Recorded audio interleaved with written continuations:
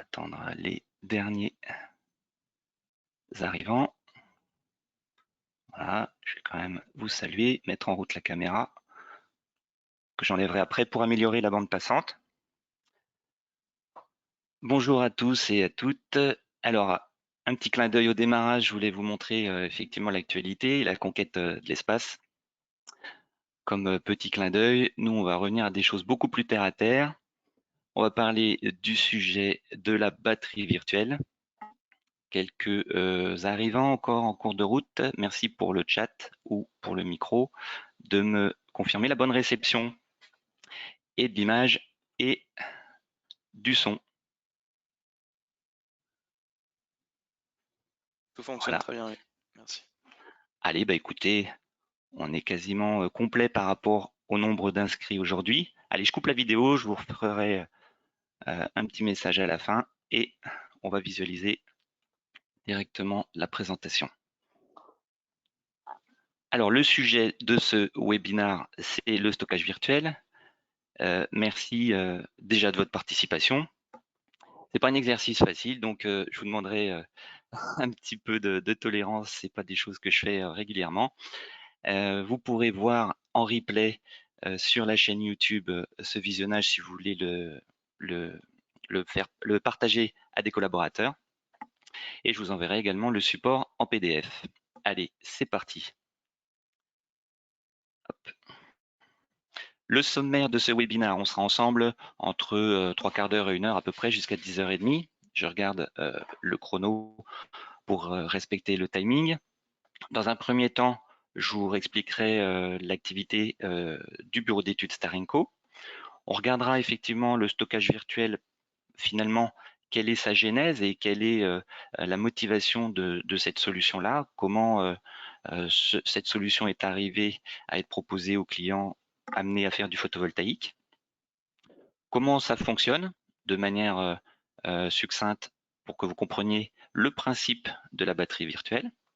En quatrième partie, je vous expliquerai le cadre administratif. Finalement, il y a un cadre réglementaire et administratif et déclaratif. Lequel est-il? En cinquième partie, on regardera les possibilités de proposer la batterie virtuelle et dans quelles conditions ce système fonctionne. Il y a quelques règles à remplir que je vous exposerai.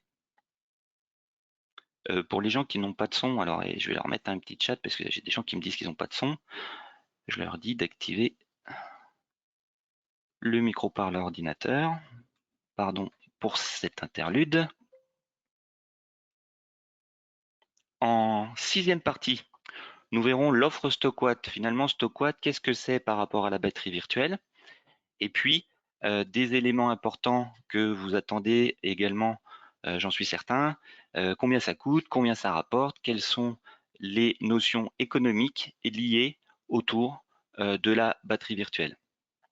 Voici le programme, c'est parti. La Starenco, qu'est-ce que c'est? C'est une jeune entreprise créée en 2017 dont l'activité est les études photovoltaïques, l'accompagnement des porteurs de projets. On est positionné comme bureau d'études solaires et développeur de solutions innovantes. Notre installation est en Bourgogne-Franche-Comté à Dijon. Et effectivement, on n'est pas dans une région où l'ensoleillement est forcément le meilleur, hein, mais bon, il y a toujours moins ensoleillé que nous. Mais de par cette situation géographique, chez Starenco, on a développé quand même tout un tas de solutions pour améliorer finalement la performance des centrales photovoltaïques, les projets dans leur rentabilité, et le stockage virtuel fait partie des solutions qu'on peut être amené à proposer pour améliorer effectivement la rentabilité des centrales solaires. À titre personnel, ça fait 11 ans que je travaille sur le secteur du photovoltaïque en France. L'entreprise est adhérente du syndicat national Enerplan. On est également adhérent d'une association régionale qui fait la promotion de la mobilité électrique, puisqu'on croit assez fermement aux synergies entre la production d'énergie renouvelable d'origine solaire photovoltaïque et l'utilisation dans des véhicules électriques. Donc on se rapproche des gens effectivement qui font la promotion des véhicules électriques. À titre personnel, je suis membre d'un réseau régional qui s'appelle les POT. Alors les POT, c'est l'acronyme de Pionniers ordinaires de la transition énergétique. C'est un réseau qui est développé par la région. Et Starenco est à l'initiative de la création d'une association qui fédère les installateurs en région pour défendre les intérêts de la filière. Et je crois que certains de nos adhérents sont présents aujourd'hui sur le webinaire et je les salue à ce sujet.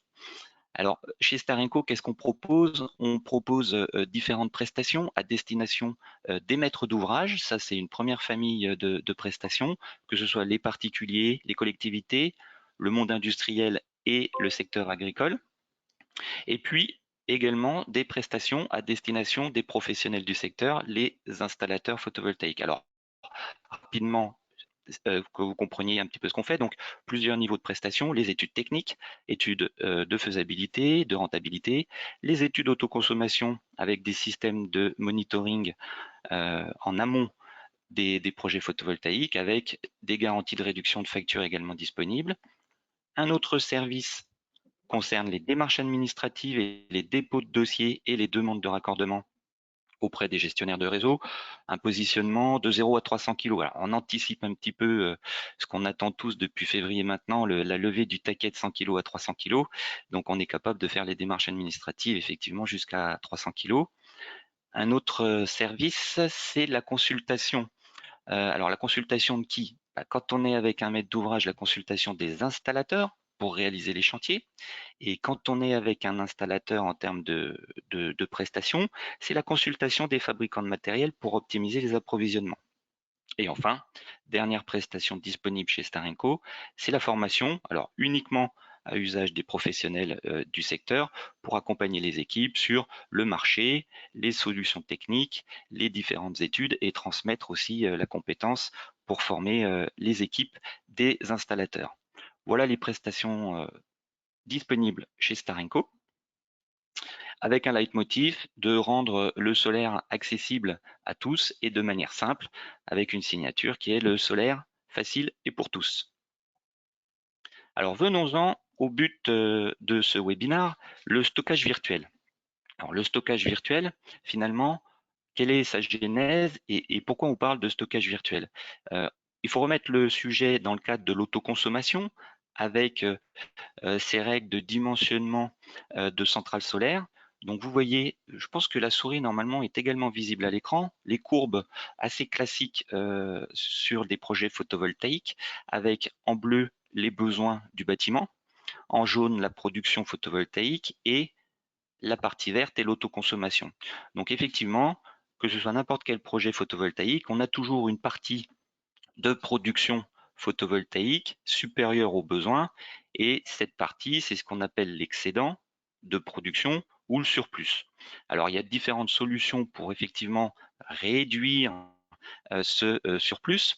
En particulier, on peut travailler des solutions techniques.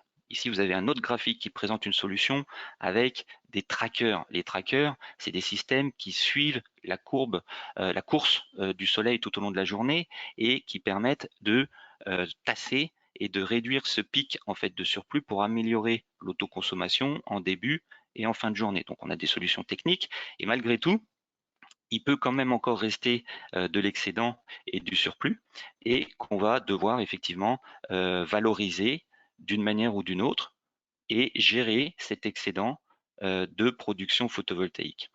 Alors, qu'est-ce qu'on peut faire de cet excédent? Alors, la première solution, c'est on ne va pas le fabriquer. On va rentrer dans le cadre d'un système qui s'appelle le zéro injection. On va brider le matériel électrique, les onduleurs, pour leur donner la consigne de ne jamais fabriquer de surplus, de telle sorte de se mettre au niveau des besoins électriques du bâtiment. Première solution, il n'y a pas de surplus, on ne le fabrique pas. Zéro injection. Deuxième possibilité, ce surplus, on va le donner à titre gratuit auprès du gestionnaire de réseau. On va l'envoyer sur le réseau, mais il ne sera pas valorisé. Cette solution est tolérée uniquement pour les projets inférieurs à 3 kW, c'est-à-dire plutôt le résidentiel. Si on fait des installations de plus de 3 kg, puis que pour X ou Y raison, le maître d'ouvrage ne veut pas valoriser son surplus, il faudra malheureusement trouver une solution parce qu'on ne peut pas envoyer le surplus à titre gratuit au-delà de 3 kg. Alors, on peut effectivement le vendre. dans le cadre de l'arrêté de mai 2017 à un acheteur obligé qui s'appelle EDF OA, c'est obligation d'achat, à certaines conditions de prix pendant 20 ans. Donc ça, c'est le cadre de la vente EDF obligation d'achat. On reviendra sur ce modèle puisque en fait, c'est une comparaison que l'on va faire souvent avec la batterie virtuelle. Un autre choix possible. L'autre choix, c'est effectivement de dire bah, finalement ce surplus, je ne vais pas le vendre à l'opérateur historique EDF obligation d'achat, mais je vais le vendre à un autre opérateur. OK. Et enfin, on peut le stocker. Alors on peut le stocker, il y a tout un tas de solutions pour stocker aujourd'hui l'excédent photovoltaïque. Alors qu'est-ce qu'on peut faire? On peut le stocker physiquement. Physiquement, j'ai lu il y a une semaine un article sur une solution développée il y a 6 ou 7 ans avec un volant à inertie. On peut le stocker dans des systèmes physiques de volant à inertie. La solution de stockage la plus conventionnelle qu'on connaît tous, c'est la batterie lithium-ion, effectivement, qui permet de stocker physiquement la production électrique. Et puis, on peut le stocker virtuellement. La solution de stockage virtuel dont on parle ce matin.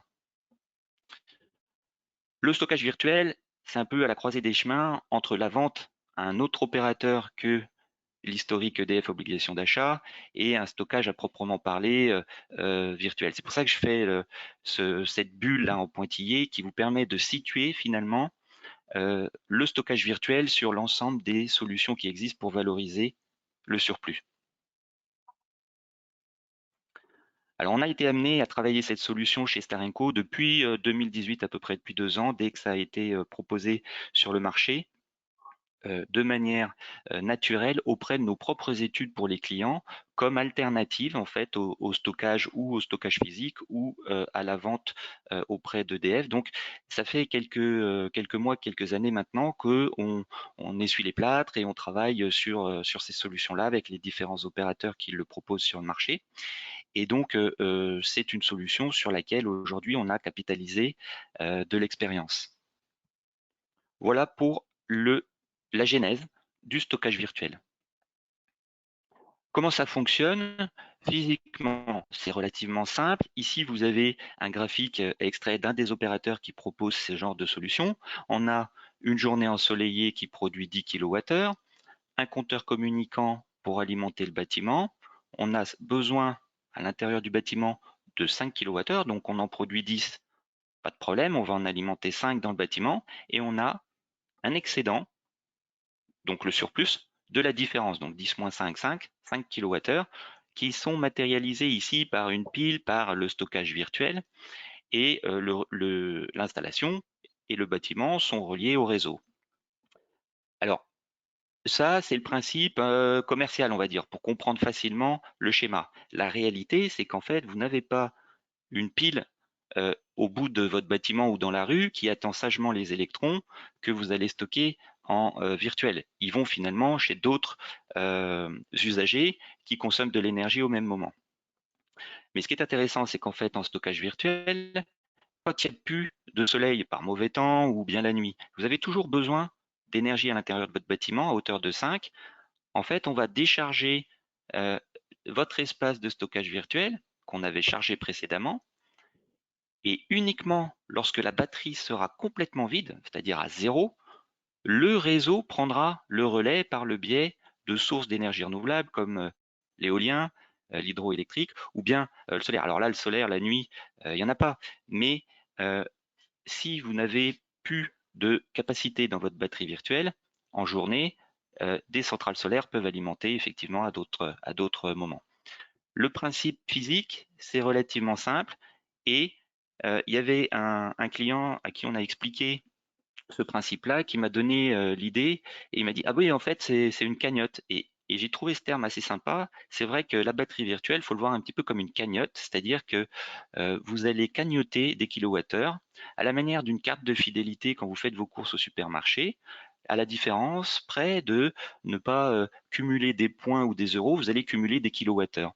Et ces kilowattheures que vous avez mis à disposition sur le réseau par le biais de votre batterie virtuelle à un moment, vous allez les récupérer à un autre moment quand il n'y aura plus de soleil. Donc, c'est le principe effectivement de cagnotte solaire pour matérialiser ce fonctionnement du stockage virtuel. Autre fonctionnement de la batterie virtuelle, c'est la possibilité d'étendre finalement ce service à plusieurs bâtiments. Alors comment ça marche? On va gérer l'énergie sur plusieurs sites, on parle de gestion multisite, on parle de batterie virtuelle étendue. Imaginez le cas d'un industriel, mais ça pourrait être également une collectivité qui a plusieurs sites répartis sur le territoire. Un seul site, par exemple, est équipé de panneaux photovoltaïques et les autres sites, pour plusieurs raisons de compatibilité, d'orientation, d'urbanisme, ne peuvent pas s'équiper.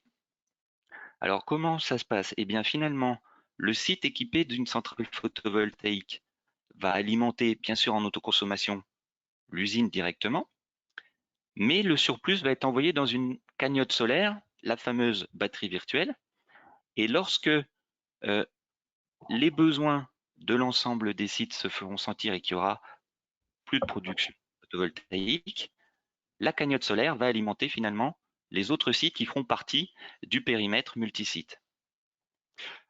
Dans le cadre d'une collectivité, on peut tout à fait imaginer équiper le toit du service technique ou de la salle des fêtes et puis alimenter la mairie, l'école, le centre social et culturel, etc. et d'autres bâtiments de la collectivité. Ce mode de fonctionnement s'appelle la batterie virtuelle étendue, la gestion de l'énergie multisite. Une condition pour que ça fonctionne, c'est que l'ensemble des acteurs, que ce soit les producteurs ou les consommateurs du projet, fassent partie de la même entité juridique. C'est-à-dire qu'à ce stade, en 2020, en juin 2020, on ne peut pas encore envoyer des électrons comme ça chez n'importe qui, n'importe quand. Les opérateurs qui proposent ce genre de solution le proposent dans le cadre des mêmes entités juridiques, donc la même entreprise ou la même collectivité, mais qui possède plusieurs bâtiments. Voilà le principe de la batterie virtuelle étendue.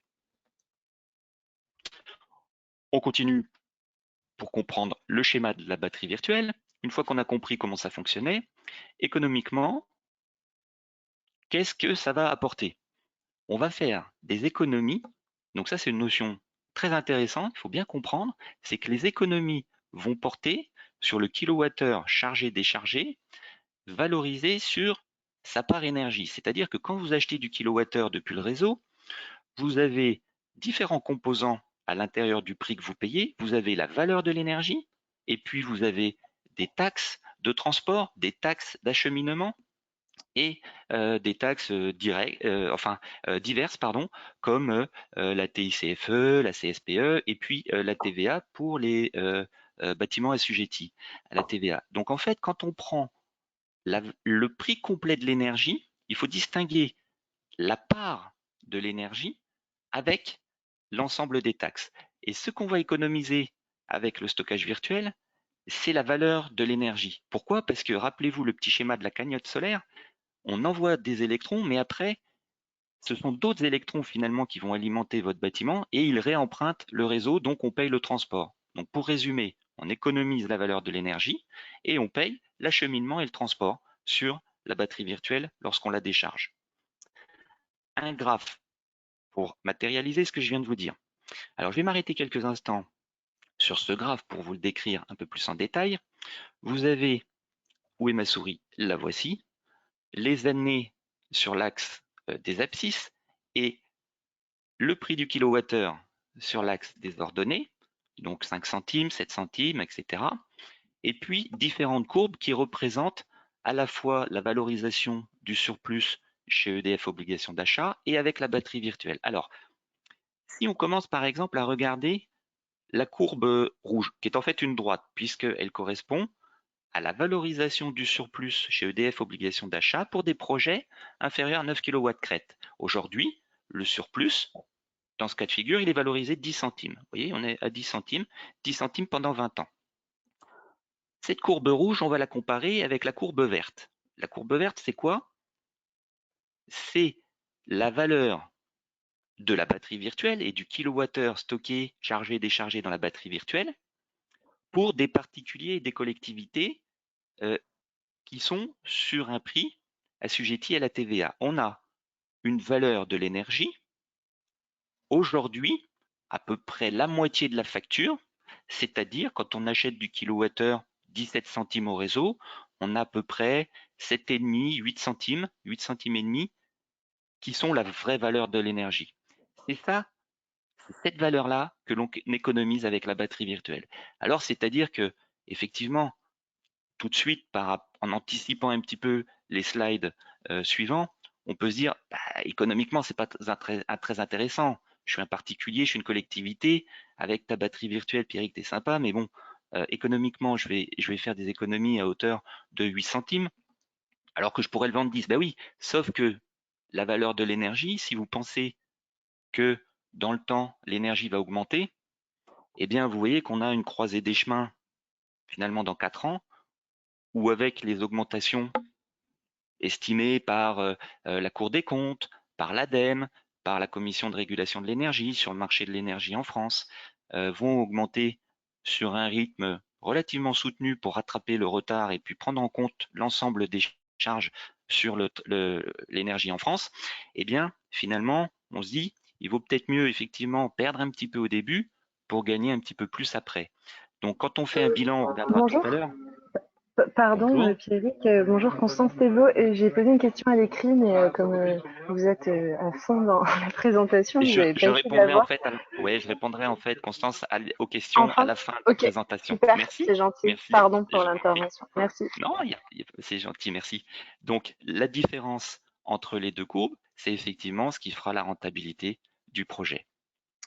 Voilà pour la partie de la courbe rouge et de la courbe verte. Si on fait le parallèle avec finalement, qu'est-ce qui se passe en milieu professionnel? En milieu professionnel, au-delà de 9 kg, on est sur une valorisation du prix de l'énergie à 6 centimes pour le surplus, stable pendant 20 ans, et aujourd'hui, une part énergie à 5 centimes et demi, 6 centimes. J'ai même eu des dossiers encore là dans les derniers jours où la valeur de l'énergie pour des professionnels était même plutôt à 7, juste un petit peu au-dessus de 7, qui correspond à 70 euros le mégawattheure, hein, pour ceux qui ont les ratios en mégawattheure. Et là, on se rend compte que finalement, on est dès à présent quasiment au même prix entre solutions surplus chez EDF et valorisation batterie virtuelle. Et si on compare quelque chose d'intéressant, mais imaginez, je suis une collectivité, elle fait rarement des projets en dessous de 9 kg. Elle va faire 36 kg, elle va faire 40 kg, 20 kg. Donc, elle va être plutôt sur une valorisation du surplus à 6 centimes. Alors qu'en fait, la valeur de l'énergie est déjà au-dessus. Donc, pour une collectivité qui fait plus de 9 kg, la différence, elle va être là. Alors, je me remets sur le croquis. Voilà, les deux valeurs de l'énergie à retenir. Et puis, la croisée des chemins selon les évolutions futures. Alors, on se rend compte que l'évolution future du prix de l'énergie pour les professionnels a une indexation plus faible que pour le particulier. Voilà, ça c'est un graphe assez intéressant pour bien comprendre le fonctionnement de comment je vais valoriser la valeur de ma batterie virtuelle. Je la charge, je la décharge. Donc, je répondrai aux questions, je vois qu'il y en a d'autres et qui arrivent à la fin, s'il vous plaît, et puis on déroule l'ensemble de la présentation. Merci. Quel est le cadre administratif finalement du stockage virtuel? Eh bien, il est très précis. On est dans le cadre de l'autoconsommation avec vente du surplus, mais sans obligation d'achat. C'est-à-dire que on n'est pas dans le cadre de l'arrêté de mai 2017, c'est-à-dire sans obligation d'achat. Différentes conséquences à ce cadre administratif et juridique, c'est que on rentre pas dans le champ de la prime à l'investissement. Ben oui, on n'est pas dans le cadre de l'arrêté, donc on ne peut pas prétendre à la prime à l'investissement. L'autre conséquence, c'est qu'il n'y a pas d'exigence sur la pose. On peut poser des centrales effectivement au sol, chose qui n'est pas valorisée si on est sous obligation d'achat. Donc là, on peut tout à fait se permettre de poser des panneaux au sol et valoriser son surplus en batterie virtuelle. En ce qui concerne la règle des 100 mètres et le calcul du P plus Q, aujourd'hui, je n'ai pas de réponse, comment dirais-je, affirmative à 100% à vous faire. La position d'Enedis est assez floue et de l'acheteur historique est assez floue. Comme on n'est pas dans le cadre de l'arrêté de mai 2017, On n'a pas normalement de règles d'urbanisme à respecter au niveau des 100 mètres, mais c'est un peu la nébuleuse. Donc pour l'instant, on développe des projets, on en a en cours et on regarde les réponses juridiques que nous font le législateur. Mais il y a des possibilités. Pour l'instant, elles ne sont pas confirmées à 100%. Alors le certificat installateur n'est pas exigé. Ça ne veut pas dire qu'il faut poser tout et n'importe comment. Ça veut juste dire que parfois ça assouplit certaines règles. Il faut malgré tout poser le système dans les règles de l'art. On a une déclaration à faire pour ce surplus auprès du gestionnaire de périmètre d'équilibre. Donc on a une déclaration spécifique de batterie virtuelle à faire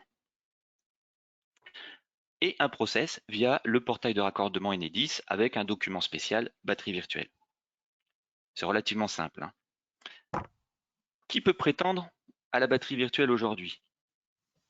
Alors, c'est aussi très simple, très facile. Que vous soyez en monophasé ou en triphasé, avec des compteurs bleus, moins de 36 kVA, jaune, moins de 250, ou bien en haute tension, on peut proposer des solutions de stockage virtuel. L'autre règle à respecter, c'est le territoire Enedis, c'est-à-dire que si vous êtes sur un territoire d'une entreprise locale de distribution ou d'une régie, c'est pas systématique. Parfois ça fonctionne, parfois ça fonctionne pas, c'est du cas par cas. Sur 95% du territoire, on peut proposer la batterie virtuelle, secteur Enedis.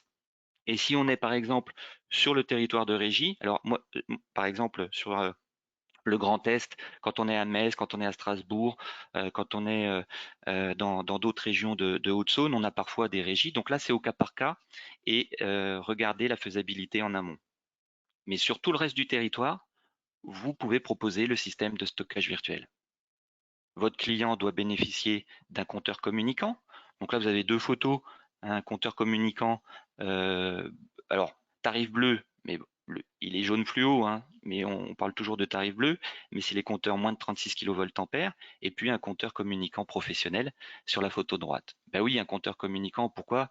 Parce qu'il faut effectivement qu'on puisse compter dans un sens le stockage des électrons dans la batterie virtuelle et pouvoir derrière compter le soutirage, donc en fait un compteur dans les deux sens, un compteur bidirectionnel. Et puis, vous l'avez compris, mais pour que ça fonctionne, le stockage virtuel, il faut changer d'opérateur, souvent. Pourquoi? Parce que aujourd'hui, ce sont des opérateurs challenger aux fournisseurs historiques. Ce sont des opérateurs qui cherchent leur place sur le marché de la fourniture d'électricité, qui proposent ces solutions-là. Ces solutions de stockage virtuel ne sont pas proposées par les principaux et les historiques sur le marché. En tout cas aujourd'hui, peut-être qu'ils y viendront. Pourquoi ce sont des opérateurs challenger qui proposent ces solutions? Parce que c'est un moyen pour eux de fidéliser les clients sur un marché hyper concurrentiel et ça leur permet finalement, quand ils ont mis en place une batterie virtuelle, ils fournissent l'éventuel soutirage pour la nuit ou pour des périodes où la batterie sera complètement déchargée. Et donc, ce qui les intéresse, c'est finalement de réduire ses coûts d'acquisition client et de fidéliser. Quand vous avez une batterie virtuelle en place, vous ne changez pas d'opérateur tous les 4 matins. Ça vous permet de rester plus longtemps chez le même opérateur. Ces opérateurs challenger aujourd'hui sont des fournisseurs d'énergie renouvelable à 100%, donc qui sont parfois exploitants, parfois qui achètent l'énergie sur le marché, mais de sources renouvelables à 100%. Les règles d'éligibilité, tout compteur mono ou triphasé, secteur Enedis à 100%, et les entreprises locales de distribution sur demande, un compteur communicant et l'opérateur qui propose le service, donc chez qui il faudra aller. À ce stade, les clients qui seraient par exemple sur des formules EJP ou encore que j'ai vu passer quelques formules tempo avec des conditions particulières, ça marche pas. Il n'y a pas de portabilité de contrat entre opérateurs. Vous faites table rase de l'opérateur historique et vous repartez chez un nouvel opérateur. Voilà pour les règles d'éligibilité. En sixième partie, je vais vous expliquer finalement qu'est-ce que c'est StockWatt par rapport à la batterie virtuelle. C'est très simple, StockWatt, c'est une marque générique qui va compiler l'ensemble des offres disponibles sur le marché pour proposer en fait une solution inclue dans nos prestations de démarche administrative pour pouvoir déclarer les batteries virtuelles. C'est-à-dire que par le biais de StockWatt, vous allez nous solliciter pour un projet identifié et donné et on va vous proposer la meilleure solution pour le projet donné par rapport aux différents prix d'accès sur la batterie virtuelle, aux différentes locations de cette batterie virtuelle. Les opérateurs, dans leur modèle économique, ils mettent à disposition la batterie virtuelle sous forme d'une location. Une location qui est plus ou moins indexée sur la taille de la centrale et qui est présente sur les factures mensuelles d'électricité. Et donc, c'est là-dessus aussi qu'on travaille avec les opérateurs, qu'on consulte pour chaque projet. Et également, les conditions de fourniture du complément depuis le réseau, puisqu'en fait, comme vous changez d'opérateur, il y a des conditions. Le but, c'est pas non plus d'avoir une batterie virtuelle très économique et très attractive, et puis que le soutirage soit facturé à des tarifs indécents. Donc, c'est un ensemble, et cet ensemble de solutions économiques est proposé dans le cadre StockWatt. L'échéance de contrat, elle a aussi finalement, pour les projets professionnels, une importance, puisqu'on est sur des contrats entre 1 et 5 ans de fourniture d'énergie. Voilà, l'offre StockWatt, c'est une gamme de solutions de stockage virtuel. Aujourd'hui, il n'y a pas 15 000 opérateurs qui proposent effectivement ces solutions-là. On les compte sur les doigts d'une main, mais ça s'étoffe, on les sollicite et projet par projet, on peut être amené à proposer de nouvelles solutions pour vos clients ou pour vous-même. Il y a quelques maîtres d'ouvrage sur ce webinaire ce matin. Le plus de l'offre StockWatt, c'est que finalement, on se tient à l'écoute de l'ensemble des solutions qui existent. Donc, c'est une veille concurrentielle et technique. Et puis, on a développé également, on vous met à disposition un outil Excel de comparaison qu'on va voir après, mais qui est disponible quand on travaille ensemble. On appelle ça la moulinette hein, dans le secteur du photovoltaïque. Il y a beaucoup de chiffres, donc on utilise tous ce qu'on appelle des moulinettes, des outils pour faire les calculs de production, d'autoconsommation, etc. Eh bien, on n'a pas dérogé à la règle pour le stockage virtuel. On vous a préparé une moulinette pour comparer l'intérêt de ce genre de prestations. Alors, quelques cas concrets. On va regarder deux cas concrets, un cas résidentiel et un cas professionnel. Première étude de cas, un cas résidentiel. On est sur une maison d'habitation avec une consommation annuelle en soutirage de 12 000 kWh et une centrale photovoltaïque installée sur le toit de 6 kW crête. On est sur une région avec un ensoleillement français moyen, on va dire qu'on est à peu près voilà, en Bourgogne, Bourgogne Sud, à peu près au milieu de la France. Donc une production annuelle photovoltaïque 7200 kWh par an. Bon, jusqu'ici tout va bien. Hop. Premier calcul, le taux de couverture, 7200 sur 12 000, on est à 60% du taux de couverture, donc effectivement la batterie virtuelle, elle a du sens, elle est validée. Alors c'est important cette notion parce que imaginez que sur ce même projet, on installe une quantité de panneaux qui permettent de produire 15 000 kWh à l'année. Ça n'a pas vraiment de sens parce que 15 000 kWh alors qu'on en consomme 12 000, alors c'est bien, on va charger la batterie, mais on va jamais la vider. Donc économiquement, ça n'a pas vraiment de sens. Donc c'est important de dimensionner les tailles des batteries virtuelles et les tailles des installations photovoltaïques à hauteur maximum des besoins annuels. Et puis un client qui vous explique oui mais je vais acheter 2 voitures électriques, je vais modifier ça, je vais modifier ci. En fait, on fait les études de dimensionnement sur l'historique, c'est-à-dire qu'on n'anticipe pas effectivement les besoins à venir. Il vaut mieux peut-être dans quelques années rajouter des panneaux ou modifier un petit peu son installation que dès le départ surdimensionner à tout prix par rapport au taux de couverture. Donc un taux de couverture, pas plus de 100% à dépasser. On ne va pas installer plus de panneaux que ce que le bâtiment est susceptible d'absorber en consommation. Ça, c'est important, c'est une notion aussi à retenir. On est sur un taux d'autoconsommation de 40%. On est parti sur un projet où finalement on couvre le bruit de fond, il y a un petit peu de pédagogie, mais on n'est pas sur quelque chose d'hyper optimisé. 40% finalement de taux d'autoconsommation, c'est plutôt classique. C'est pas très conservateur, c'est pas très optimiste, mais c'est à peu près ce qu'on voit chez les particuliers. On peut bien sûr augmenter ce taux par une gestion plus intelligente des consommations, mais dans le cadre de l'exemple, on va rester sur ce taux d'autoconsommation de 40%, et puis une réduction de facture en kilowattheure de 24%. Donc, on a un surplus finalement à gérer de 60% de la production PV. Donc ce graphe reprend finalement l'ensemble des flux, hein. Qu'est-ce que j'ai besoin depuis le réseau? 4800 kWh. Ma centrale solaire, qui est l'agrégation du vert et du bleu, va fournir en instantané 2880 et en surplus, déstocké dans une batterie virtuelle, 4320. Alors qu'est-ce que ça donne économiquement? On est sur une comparaison par exemple avec différents systèmes qu'on va voir. Je vous rappelle les données d'entrée, 1200 kWh par kilowatt crête. On est sur une centrale de 6 kg, une augmentation annuelle de l'énergie de 6,5, une valeur en soutirage de 17 centimes et une valeur d'énergie, la moitié, 50% de la facture, c'est la valeur énergie. C'est là-dessus qu'on va valoriser la batterie virtuelle. Alors, qu'est-ce qu'on fait? On compare EDF obligation d'achat surplus, StockWatt solution de stockage virtuel et EDF obligation d'achat surplus plus batterie lithium-ion. Alors la production, quelle que soit la solution choisie pour le surplus, c'est la même, hein, 7200 kWh. Part d'autoconsommation, donc ça c'est l'information qu'on a mis en hypothèse. Le surplus stocké chez EDF, il n'y a rien, on met tout sur le réseau pendant 20 ans. En StockWatt, c'est un peu la même chose, mais on met tout dans la batterie virtuelle. Et puis avec une batterie physique, finalement, on va pouvoir stocker avec la batterie physique une certaine quantité d'énergie, mais on se rend compte avec les retours d'expérience du terrain qu'il y a quand même certaines périodes de l'année où quand la batterie elle est pleine, on a encore du surplus. Donc on ne peut pas stocker non plus, ou alors il faudrait mettre une batterie beaucoup plus importante. Là, on est parti sur des choses réelles. Les données chiffrées, c'est quoi? La valeur des kilowattheures que j'économise pendant 20 ans, c'est mon autoconsommation directe. Elle est la même chez tout le monde.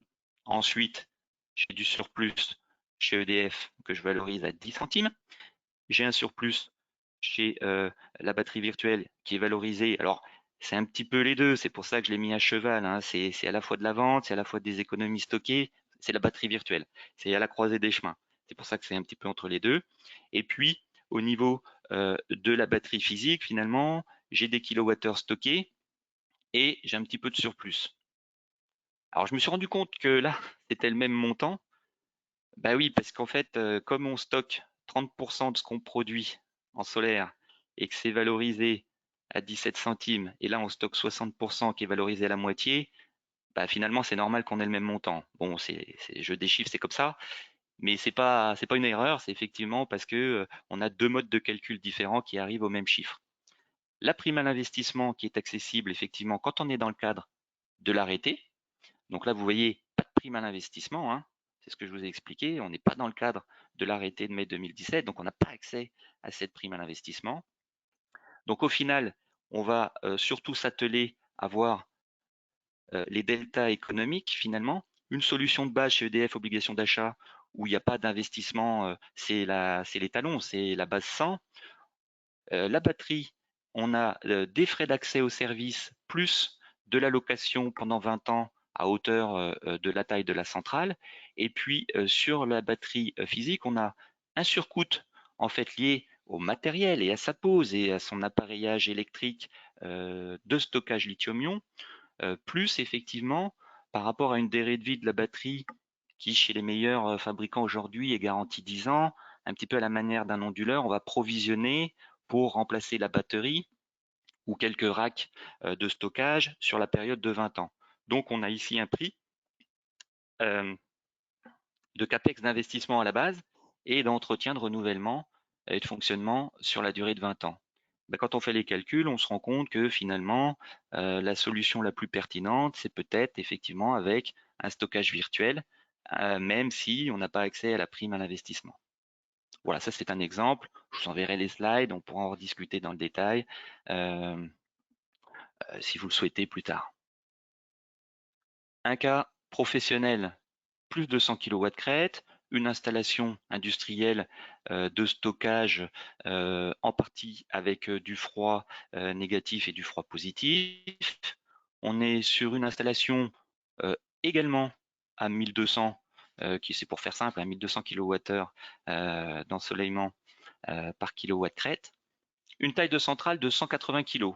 Alors là, on a d'autres notions. On est sur un prix de kilowattheure depuis le réseau. Alors ça, c'est un cas un cas concret qui était au nord de Lyon. Donc ça, c'est les factures du client, hein, c'est vraiment la valeur qui payait son énergie. Une augmentation dans le temps basée sur l'historique et sur les prospectives en fait du marché. Donc là, je vois en même temps, je réponds à une question d'Eric là par rapport au taux d'augmentation. Effectivement, 6,5, ça peut être un peu élevé, ça peut être un peu bas. L'intérêt de la moulinette, c'est que vous allez faire vos propres simulations. Si vous pensez que c'est trop élevé, ben, vous mettez 4. Si vous pensez que c'est trop faible, vous mettez 7. Et ça vous permet de voir la pertinence de chaque projet. En professionnel, on est plutôt sur des taux actuellement de 3,5 d'augmentation. Qu'est-ce que ça donne?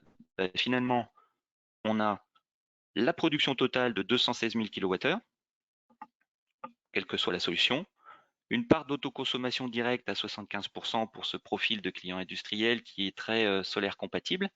Et là, effectivement, en stockage lithium-ion, on met la taille d'une centrale pour couvrir l'ensemble sans aucun surplus. On dimensionne une taille de batterie suffisamment conséquente pour absorber l'ensemble de l'énergie toute l'année. Économiquement, qu'est-ce que ça donne? Des économies sur 20 ans liées au kilowattheure. Alors là, on est dans d'autres dimensions par rapport au chiffre de tout à l'heure, hein. On est dans un domaine professionnel. C'est quelqu'un qui a des factures d'électricité de plus de 75 000 euros dans l'année. Ici, ce qui est intéressant de voir, c'est qu'en fait, on bride finalement la centrale solaire pour pas envoyer de surplus parce qu'on n'est dans aucun cadre juridique qui nous le permette, ou alors il faudrait le valoriser différemment. Donc, pas de prime à l'investissement, zéro injection. Idem pour la solution de stockage et batterie virtuelle, on valorise auprès d'un opérateur en charge, décharge dans la batterie virtuelle. Au final, ça donne quoi?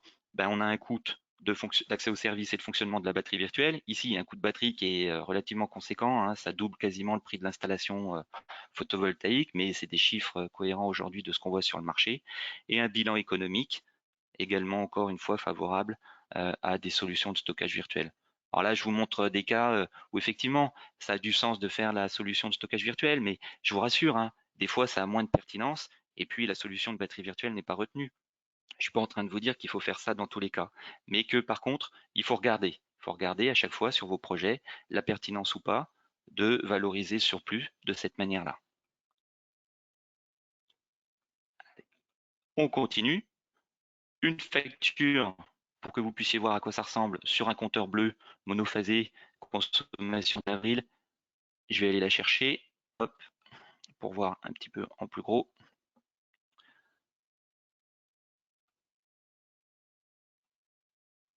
Alors, partage d'écran, je vais aller chercher, je vous demande un instant, je vais vous montrer. Voilà. Ici, vous avez un exemple de facture de batterie virtuelle. Ce qu'il faut retenir, c'est que sur la facture, vous avez quoi? Vous avez l'état de charge du mois précédent. Ici, on était au mois d'avril. Donc, au début du mois, on était à 24 kWh. Pendant la période, il y a eu de la production photovoltaïque. On a autoconsommé, on a chargé la batterie, on l'a déchargée, on a fait différents mouvements de flux d'énergie. À la fin du mois, la charge est de 532 kWh. On a déchargé 146 kWh sur la période. Et quand vous regardez la facture, vous retrouvez les 146 kWh ici. Et vous voyez qu'effectivement, sur la valeur de l'énergie, le stockage virtuel ici, 146 kWh, c'est zéro. C'est ça qu'on économise.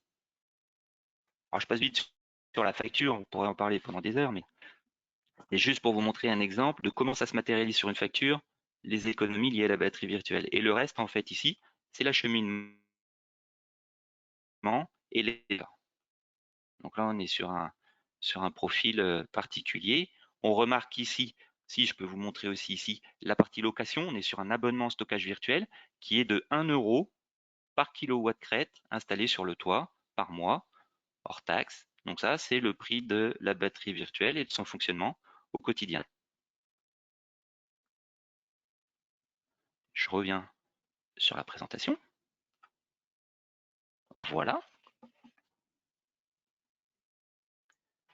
Le résumé de cette facture, c'est un kilowattheure chargé-déchargé à 8 centimes,4. La valeur du kilowattheure au réseau n'était un petit peu en dessous de 16 centimes et des économies à hauteur de 7 centimes et demi pour la batterie virtuelle. Le résumé des avantages, c'est quoi? Un point important, c'est que votre surplus, vous n'êtes pas dépendant pendant 20 ans de le mettre chez EDF obligation d'achat, c'est-à-dire que vous êtes libre finalement de choisir l'opérateur qui vous le propose. Pourquoi c'est important cette liberté? Parce que avec une augmentation à venir du prix de l'énergie, le jour où vous dites ah c'est dommage mon surplus là, moi je l'envoie chez EDF à 10 centimes, je pourrais le valoriser à plus que ça.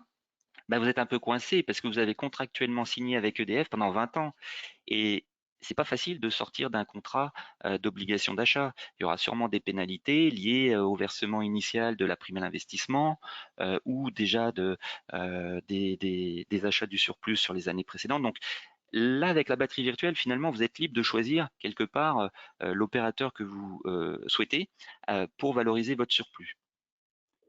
Vous bénéficiez, on l'a vu, des augmentations futures de la valeur de l'énergie. Alors c'est sûr, si vous ne croyez pas à l'augmentation de l'énergie, faites pas de la batterie virtuelle, hein, mais je ne sais même pas si vous allez faire du photovoltaïque. Bon, ça c'est un autre débat. Simplicité de mise en place. C'est vrai qu'il y a pas de matériel démesuré pour sa mise en place, hein. Quelques opérateurs proposent dans le package de la batterie virtuelle des gestionnaires d'énergie, mais ça c'est toujours utile quand on fait de l'autoconsommation, donc ça reste très simple de mise en œuvre. Une durée de vie illimitée, on n'a pas de durée de vie à 5 ans, 10 ans ou 15 ans. La batterie virtuelle, elle dure le temps que vous êtes abonné à ce service. Zéro maintenance, effectivement, il n'y a pas de maintenance sur la batterie virtuelle. On améliore les économies que l'on réalise. Quand on est installateur, on dimensionne différemment les tailles des centrales avec des batteries virtuelles. On va plutôt effectivement chercher un taux de couverture que se mettre sur la couverture du bruit de fond. On est dans une autre approche effectivement d'optimisation des toits, à plutôt dire bah tiens quels sont vos besoins, est-ce qu'on fait plutôt tout le toit pour couvrir et homogénéiser en fait la taille de la centrale. Le taux de couverture de 100%, c'est exactement ce que je viens de vous dire. On travaille un petit peu différemment sur les projets.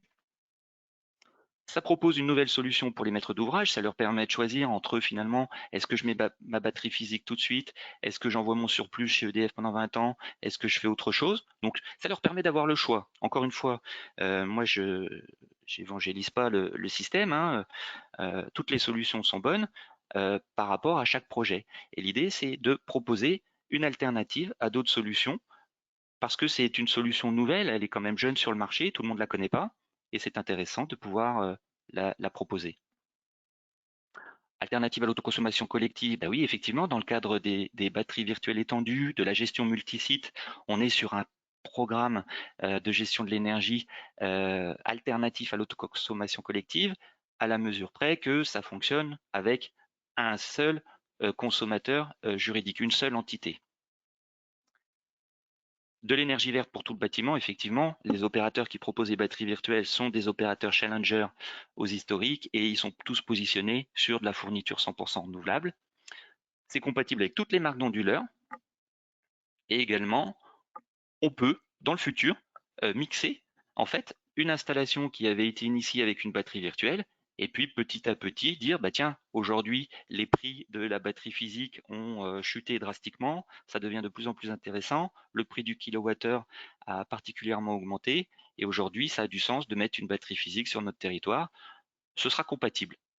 Voilà les avantages du stockage virtuel. Je regarde en même temps le chrono parce que ça tourne vite quand même, il est déjà 10h20. Alors comment ça marche finalement?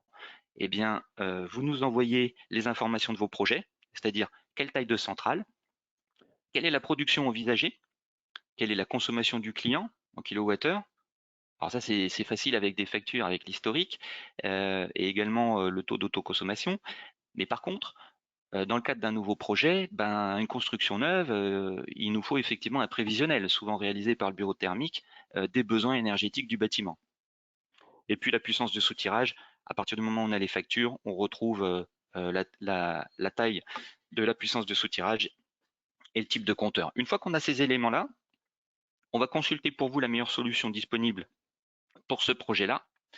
Et c'est important parce que, encore une fois, la dernière simulation qu'on a faite, les prix de la batterie virtuelle d'accès et de location sont directement indexés sur le profil du client qu'il a de consommer, par exemple, de l'énergie à côté de ça, en soutirage, en complément, et quelle est la taille du projet pour que ça puisse être gagnant-gagnant et que l'opérateur puisse aussi fournir de l'énergie verte à d'autres moments de la journée que lorsqu'il y a effectivement du soleil. On vous propose une solution sur mesure. Alors souvent avec la demande de raccordement incluse, puisque ça fait partie de nos prestations, donc la demande de raccordement auprès du gestionnaire de réseau, on l'inclut dans la prestation de batterie virtuelle. Et puis on consulte, on vous propose l'opérateur le plus adapté pour le projet. Et enfin, vous validez, vous commandez la batterie virtuelle. Donc c'est simple.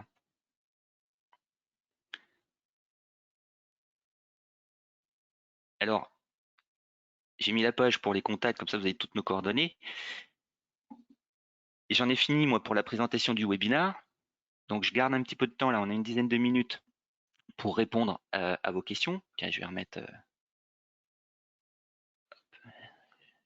la vidéo, comme ça je vais pouvoir. Moi, je vous vois pas, mais vous me voyez. Alors, si je reprends le fil du chat. Tac, tac, tac.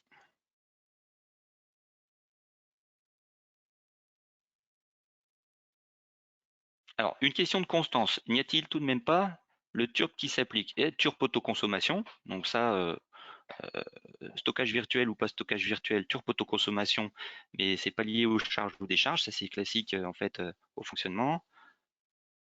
La TVA de 20%, bah, je comprends pas la question, parce que soit vous êtes à... Ah si, la TVA, elle est de 5,5% sur la location de la batterie virtuelle, et puis l'abonnement de l'opérateur, elle est à 20%. Ça, c'est classique. Peut-on faire du stockage? Question de William. Bonjour William. Du stockage étendu en tant que particulier, résidence secondaire? Ah oui, d'accord, résidence. J'ai un appartement à Paris, une résidence secondaire dans le sud de la France. J'équipe ma maison du sud de la France en panneaux et j'utilise le surplus dans mon appart à Paris. Alors, techniquement, c'est possible, mais aujourd'hui, c'est pas un marché qui intéresse les opérateurs. C'est-à-dire qu'ils se focalisent plutôt sur de la batterie virtuelle étendue professionnelle que particulier. Mais je crois dur comme fer que ce modèle que tu décris, William, il va arriver relativement vite sur le marché. Mais aujourd'hui, moi, j'ai pas encore trouvé de solution et d'opérateurs qui sont intéressés pour faire ça, malheureusement. Ça va venir, ça va venir. Soyons patients. On n'est qu'au début de l'histoire. C'est la phrase que j'entends tout le temps depuis 11 ans en photovoltaïque. On est au début de l'histoire. Le producteur ne peut pas les taxes quand il injecte, question de Michel, seulement quand il va consommer sa cagnotte. Exactement, c'est-à-dire que quand il injecte sur le réseau, il ne paye pas de taxes. Il met à disposition son kilowattheure et il le récupère à zéro sur la valeur énergie et il ne paye uniquement que son transport et son acheminement et les taxes sur le nouveau kilowattheure qui lui sera déchargé. Alors Michel, autre question, pas de P plus Q puisque ce P plus Q sert qu'à définir le tarif en obligation. Je suis d'accord avec votre analyse. La réalité du terrain fait que c'est pas aussi simple. Il faudrait avoir un dossier vraiment précis pour pouvoir le justifier et faire cas d'école. Mais on est en train de regarder ce sujet-là. Une question de Aude. Bonjour, petit complément par rapport aux possibilités quand on n'est pas en obligation d'achat. Attention pour la pose au sol, c'est selon les types de sol identifiés dans les documents d'urbanisme, terre classée, etc. Oui, effectivement, précision. Là, on était plutôt pour dire on peut poser au sol dans le cadre d'une usine et sur lequel on a un foncier qui n'est pas agricole. On est dans le cadre d'un particulier qui a au fond de son jardin la possibilité de mettre des panneaux qui sont au sol et qui ne peuvent pas prétendre à l'obligation d'achat. Donc, c'est plutôt dans ce cadre-là. J'ai pas parlé en fait des centrales au sol qui sont un domaine aujourd'hui qui sort un peu du périmètre de la batterie virtuelle parce que une centrale au sol développée pour de la vente réseau, on n'est pas dans l'autoconsommation, donc on est dans le cadre de la vente classique, appel d'offres creux, etc. Par contre, il peut arriver qu'un industriel ou une collectivité sur du terrain, sur une réserve foncière non agricole, souhaite faire une centrale au sol en autoconsommation et dans ce cas-là, elle pourra prétendre à la batterie virtuelle. Eric, on a répondu à la question tout à l'heure sur les estimations. Alors 6,5, c'est quand même en regardant dernier rapport de la Cour des comptes, on est quand même dans ces niveaux-là. Hein. Je ne l'ai pas sorti du chapeau, le 6,5. Question de Aude, on a déjà répondu. Ok, j'ai ma réponse, d'accord. Question. Michel, qui nous confirme effectivement que sortir de l'obligation d'achat oblige à tout rembourser depuis le premier jour, prime et vente des kilowattheures. Donc attention. Question de Michel, avons-nous une liste officielle des opérateurs acceptant les batteries virtuelles? Bonne question, Michel, merci de me l'avoir posée. La liste, c'est Stockwatt, c'est-à-dire que nous, on gère cette liste-là et on vous trouve le meilleur opérateur pour chaque projet. Elle évolue cette liste, donc tous les opérateurs le proposent pas, mais aujourd'hui on est plutôt c'est chez des opérateurs. Alors je peux citer quelques noms quand même, je ne veux pas faire de rétention d'infos, on est là pour échanger. L'idée c'est qu'on est plutôt sur des gens comme Enercop, Mint Energy, Equateur, Planetwi, Urban Solar Energy, Lavenfal, peut-être demain Barry, des gens qui sont positionnés sur des solutions alternatives.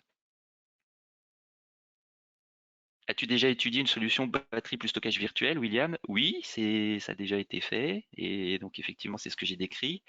Dans votre calcul, l'abonnement à StockWatt est-il compris? Non, il n'y a pas il n'y a pas d'abonnement à StockWatt. Au niveau des coûts, en fait, StockWatt, Starenco, on vous propose une prestation pour déposer le dossier et accéder à la batterie virtuelle. Et ça, c'est une fois. Et ensuite, votre client maître d'ouvrage ou vous directement, je ne sais pas si vous êtes installateur ou maître d'ouvrage, vous avez sur votre facture l'allocation de l'espace de stockage. Donc, il n'y a pas d'abonnement à StockWatt. StockWatt, c'est une fois au début dans le cadre de la prestation. Un comparatif économique, la batterie. J'ai encore un moment pour répondre aux dernières questions. Oui. Quelle est la taille de la batterie? Car dire que l'on stocke uniquement 30% et que l'on vend 30%, bien comparé. Alors, dans le détail, Constance, sur la taille de la batterie, on est sur une taille de batterie qui est dimensionnée à 0,8-0,9 de la quantité de panneaux installés. C'est-à-dire qu'il y a un peu une convention dans la profession qui fait quand on installe 6 kg, on met entre 4005 et 5000 et 6000 kWh de stockage. Donc on est parti sur ces ratios-là. Une question concernant votre calcul. Il y a beaucoup de questions sur le calcul. Le surplus sera toujours produit et déchargé en heure creuse. Été, ben non, pas forcément. Une question de Raymond. Alors, la valeur de l'énergie du kilowattheure sera toujours produit et déchargé en heure creuse été, où la part énergie est très faible, autour de 2 centimes. Avez-vous pris en compte cet élément dans votre calcul? En fait, non, ça c'est pas tout à fait juste parce que la batterie virtuelle, elle se charge effectivement plutôt l'été, mais elle se décharge plutôt l'hiver dans l'absolu, ou elle se décharge la nuit. Donc c'est pas toujours les heures creuses été ou les heures pleines hiver. On est en fait sur il faut effectivement regarder dans le détail la pertinence de charge et de décharge par rapport au profil de consommation du client. Ok, Michel, on a répondu. Alors, Françoise, si le client est déjà abonné chez l'un des fournisseurs cités, a-t-il un changement de contrat? Alors, si effectivement, bonne question, tout le monde n'est pas chez EDF, donc des fois, il n'y a pas besoin de changer d'opérateur. Il n'y a pas forcément changement de contrat, mais il y a ajout d'une prestation, en l'occurrence l'allocation de la batterie virtuelle. Alors, ce qui se passe quand on est en autoconsommation, c'est qu'on change de contrat pour réduire sa puissance de soutirage qui permet en fait, grâce au photovoltaïque, d'être moins importante. C'est souvent ça ce qui se passe. Mais si vous êtes déjà chez un opérateur qui a ce service, effectivement, il y aura une modification peut-être de contrat dans les détails, mais ça ne remettra pas en cause ce que vous aviez précédemment chez cet opérateur-là. Écoutez, je pense qu'on a fait le tour. Vous avez mes coordonnées s'il y a quelque chose qui n'était pas forcément clair ou pour lequel vous vouliez échanger plus en amont, plus ensemble, pardon. Et je vois qu'on est à peu près dans le timing. J'essaie de m'attacher au respect des horaires dans cette période qui reste toujours un petit peu particulière. Il y a beaucoup de webinaires partout. Le webinar va être diffusé en ligne dans le cadre d'un replay et je vous enverrai également la partie support PDF. Je vous remercie beaucoup de votre attention, de votre intérêt. Il y a eu un chat très riche et très dense, beaucoup de questions. Malheureusement, je ne peux pas répondre à tout dans le temps imparti. Passez une excellente fin de journée. Beaucoup de solaire, beaucoup de projets photovoltaïques chez tous vos clients et chez vous. Je vous dis à très bientôt. Merci encore pour votre attention. Au revoir.